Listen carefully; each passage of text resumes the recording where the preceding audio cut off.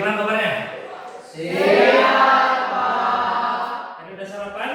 Sudah, Pak. Ada yang mau makan? Iya, Pak. Oke, saya kita sore ini semuanya sehat-sehat ya. Siap untuk belajar hari ini? Siap, Pak. Ada yang tidak siap? Tidak, Pak. Oke, baik. Sebelum kita mulai materi kita, belajar kita, dahulu kita mulai dengan doa. Nah, siapa yang bisa memimpin kita dalam doa? Silakan. Bapak tunjuk. Oke, saya mau anak nih. Si Agus. Ayo Agus, maju ke depan. Memimpin kita dalam doa. Baik, dan saudara, mari kita berdoa dengan kepercayaan kita masing-masing. Ya Tuhan, terima kasih atas pertolongan kepada kami. Ya Tuhan, inilah doa anak-Mu yang kita sempurna ini. Sempurnakanlah ia dalam nama Tuhan Yesus Kristus kami. Amin. Oke, baik. Sebelum kita mulai, kita mau coba jargon kita. Semua siap? Siap. Oke, semua berarti kita coba jargon kita dulu. Oke. Selamat pagi. Pagi, pagi, pagi. Luar biasa. Tetap semangat. Oke, selamat pagi. Pagi, pagi, pagi. Luar biasa. Tetap semangat. Kita coba untuk kita semua. Baik, sebelum kita mulai pelajaran kita, seperti biasa Bapak maksud dulu untuk mengetahui kehadiran kalian semua. Bisa ya? Bisa. Oke. Silakan didengarkan namanya dan mau saya sebutkan namanya angkat tangan. Oke. Agusman, Hadir, Pak. Ferlina. Oke, berarti semua hadir ya? Tidak ada yang tidak hadir? Tidak. Baik. Nah, anak-anak kami hari ini kita akan belajar tentang yang masih dengan materi yang kita yang kemarin. Hari ini kita akan belajar tentang materi yang luar biasa. Nah, sebelum Bapak lanjut, artinya Bapak mau mengingatkan dulu materi yang kemarin. Ya, ada yang masih ingat tentang materi yang kemarin? Ada. Apa materi kemarin? Algoritma sederhana. Berarti anak-anak semua masih ingat ya? Oke. Ada yang tahu apa itu algoritma sederhana? Ya, silakan. Algoritma sederhana adalah langkah-langkah atau instruksi yang dibuat dalam global untuk memecahkan masalah-masalah yang dapat dipahami. Oke, berikan tepuk tangan. Biasa ya, si Maria masih ingat. Ada yang lain? Masih ada yang ingat? Tidak. Oke, jangan lupa dipelajari lagi. Itu penting buat kalian. Bisa ya? Bisa. Hari ini kita akan belajar tentang pembelajaran baru dan ini luar biasa pembelajarannya. Bapak tampilkan seperti sini aja ya karena suasana lagi mati lampu jadi kita nggak bisa tampilkan secara langsung, bisa dipahami. Bisa, Oke, Pak. nanti dilihat saja ya, Bapak buka dulu. Nah, Pertama, kita punya asisten virtual seperti Siri, Google Assistant, dan Alexa. Misalnya, saat kamu menggunakan Siri di iPhone, kamu dapat bertanya, cuaca hari ini di Jakarta, dan Siri akan memberikan informasi cuaca yang akurat. Selanjutnya, sistem rekomendasi produk. Ketika kamu berbelanja online, AI akan menganalisis riwayat pembelianmu dan memberikan rekomendasi produk yang sesuai dengan minat. Misalnya, jika kamu suka buku sejarah, AI akan merekomendasikan buku-buku sejarah terbaru. AI juga digunakan dalam mobil otonom. Contohnya, Tesla menggunakan AI untuk menggunakan mobil mereka secara otomatis. Mobil ini dapat mengenali rambu lalu lintas, mengubah kecepatan, dan melakukan manuver lainnya dengan bantuan AI. Aplikasi penerjemahan seperti Google Translate juga menggunakan AI. Misalnya, jika kamu pergi ke negara yang berbicara bahasa yang tidak kamu kuasai, kamu dapat menggunakan Google Translate untuk menerjemahkan kata atau kalimat secara instan. Selanjutnya, sistem keamanan menggunakan AI untuk melindungi tempat umum. oke. Nah, sebelum kita lanjut, ada yang mau Bapak tanyakan. Yang pertama, pernah nggak kalian berpikir bahwa AI itu sangat dibutuhkan oleh manusia? Pernah. Oke, ada yang bisa jawab ya? Dalam bidang apa dia? Ada yang bisa jawab? Dalam bidang apa? Oke, misalkan di dalam kehidupan sehari-hari kamu, AI itu pentingnya seperti apa dalam kehidupan kamu? Pernah nggak kamu berpikir bahwasanya kalau kecerdasan artifisial atau yang disebut dengan AI itu penting sekali bagi kehidupan manusia? Ada yang bisa jawab? Oke, Bapak tunjuk ya. Oke, saya lihat kalau semua. Oke, coba Maria. Menurut kamu gimana Maria? Menurut saya Pak, seperti dalam mengerjakan tugas. Ah. Seperti jika saya tidak mengetahui tugas, maka saya mencari di aplikasi Google misalnya. Seperti tugas tentang pembuatan email. Seperti Oke, berikan tepuk tangan untuk ada lagi. Selain Maria yang tahu. Ada. Si Agusman bisa Agusman. Si Agus. Kan Pak. Belum. Belum. Belum. Apa? Ya, si siapa? Supriyanto. Ya. Menurut saya Pak, saya mencari tugas saya seperti bola, tugas bahasa Indonesia, bisa mencari pidato dan puisi. Oke, berikan tepuk tangan. Jadi semua itu kita pelajari ya, atau bisa terkeluar dalam kehidupan sehari-hari kita, bahwasanya kecerdasan artifisial atau yang disebut dengan AI itu ya penting bagi kehidupan manusia.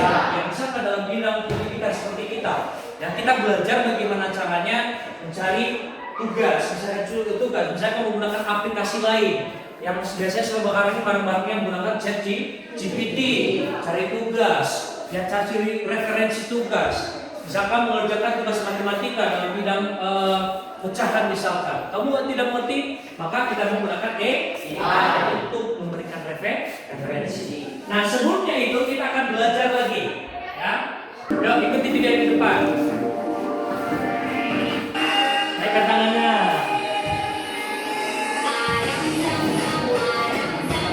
Guling.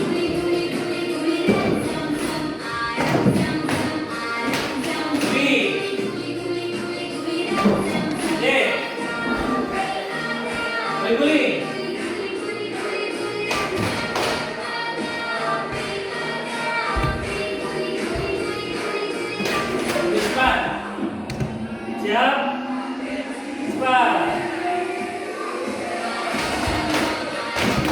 Guling.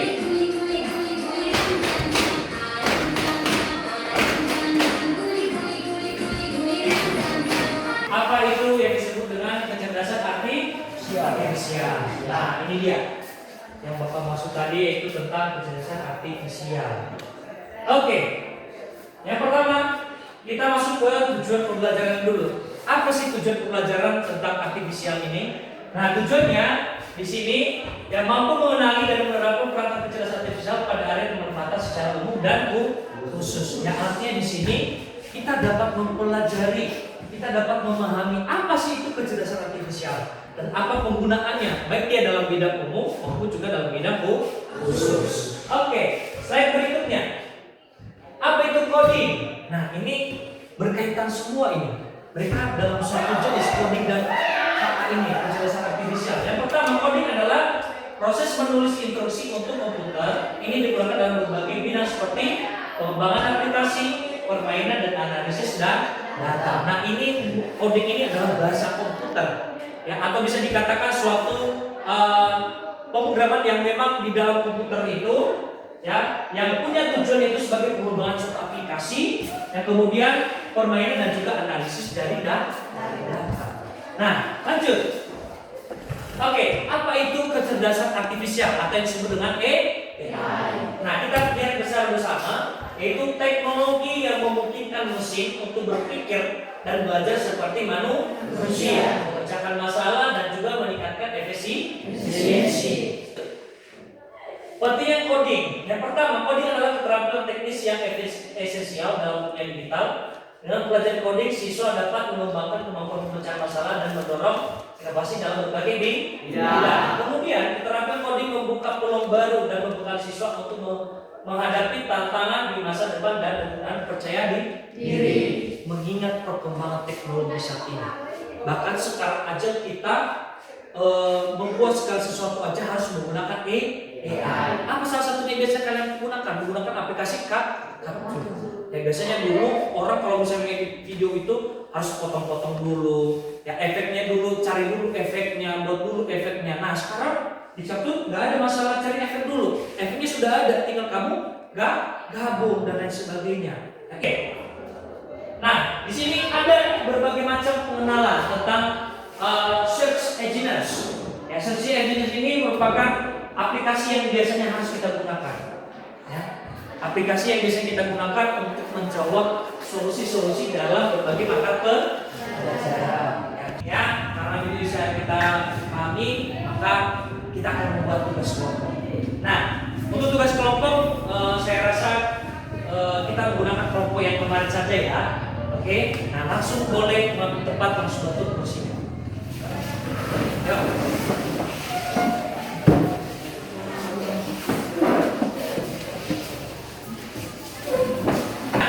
Jadi hari ini kita akan belajar kelompok tentang bagaimana sih pemanfaatan coding AI dalam kehidupan masing-masing. Nah, jadi nanti kita akan bagi tugas yang menggunakan cara pengaplikasiannya di dalam kehidupan kita sehari-hari.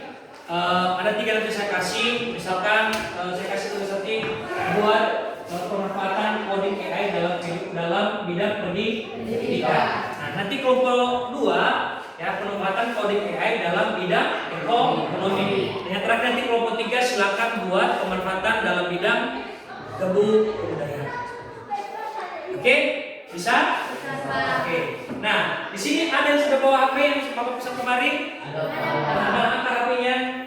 Oke, mana? Oke. Nah, karena kita terbatas dengan keadaan kita tidak punya komputer juga, tidak ada laptop kita, maka kita pakai apa ada padanya. Nah, caranya nanti cari buat nanti kasusnya misalkan di dalam bidang pendidikan, ya. Apa pemanfaatan dalam bidang pendidikan? Apa fungsi dari kecelakaan inisial yang sudah diberikan dalam bidang pendidikan? Nanti buat. Nah, kemudian nanti buat langkah-langkahnya, peta konsepnya. Ya, tahu semua cara buat peta konsep kan? Harus diajarkan kan? Nah, jadi nanti buat dalam peta konsep, baru nanti ya jelaskan nanti satu persatu nanti di depan kelas. Bisa anak-anak kami semuanya? Bisa.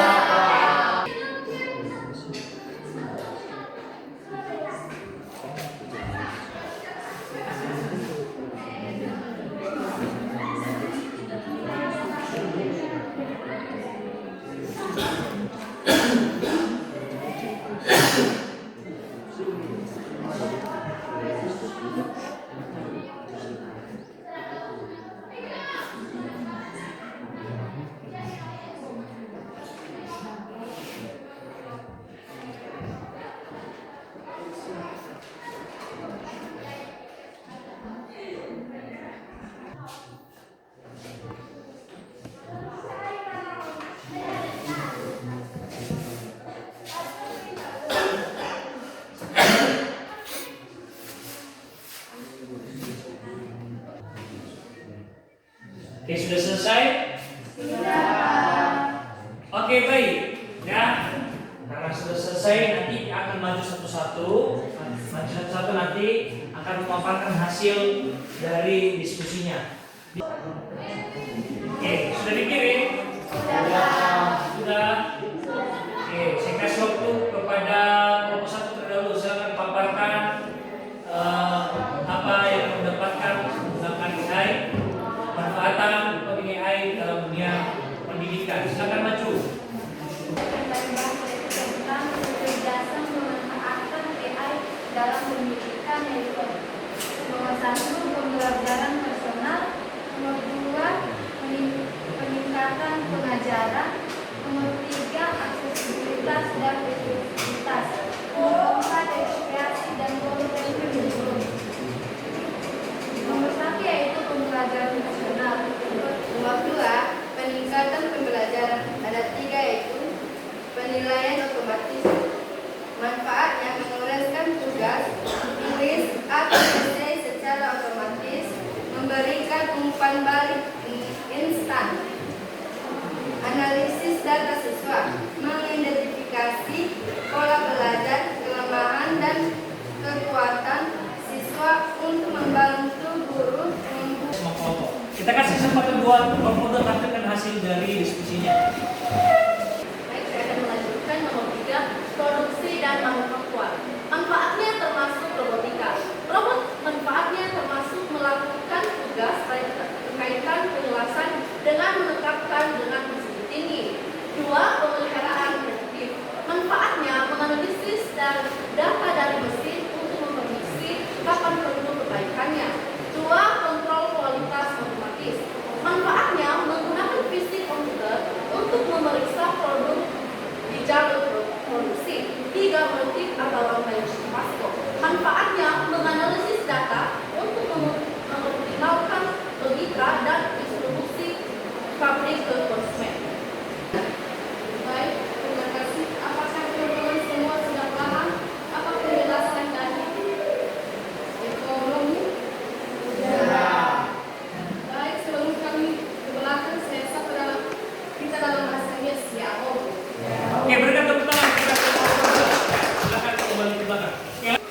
Jadi dalam belajar ini yang harus kita pahami ada beberapa hal yang masih belum kita selesaikan. Yang pertama tentang analisis data. Dari beberapa kelompok kalian belum memberikan analisis datanya, data real yang kalian dapatkan di lapangan dari hasil diskusi kalian. Misalkan dia pendidikan tadi, apa contoh analisis datanya? Data apa? Misalkan dalam pendidikan penggunaan dalam tutor AI. Nah, apa analisis data yang kalian dapatkan di situ? Belum kalian cantumkan. Begitupun dengan kelompok 2 dan juga kelompok 3. Nah, tidak apa-apa. Kita akan belajar lagi tentang itu.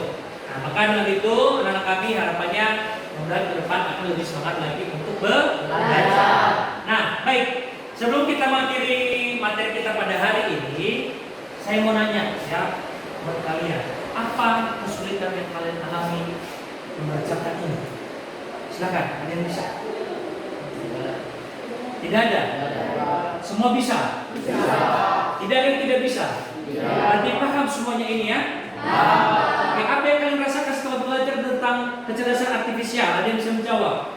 Apa yang materi yang kalian dapatkan dari hasil itu? Ada yang bisa? Satu orang? Apa yang kalian dapatkan? Apakah saya baru tahu kalau kecerdasan AI itu ternyata membuka wawasan kita untuk apa? Untuk belajar lagi dari yang tidak tahu menjadi tahu. Ada yang bisa? Menurut kalian apa? Gimana? Tidak ada?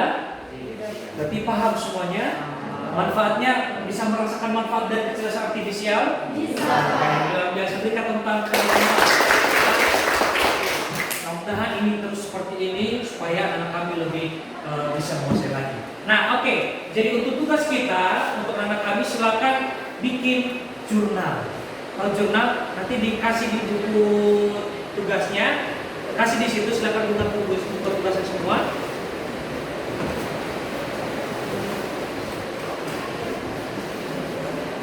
Oke, yang pertama nomor 1 yaitu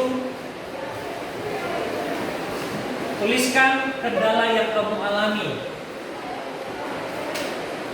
Kendala yang kamu alami belajar KA, kecerdasan artifisial atau AI.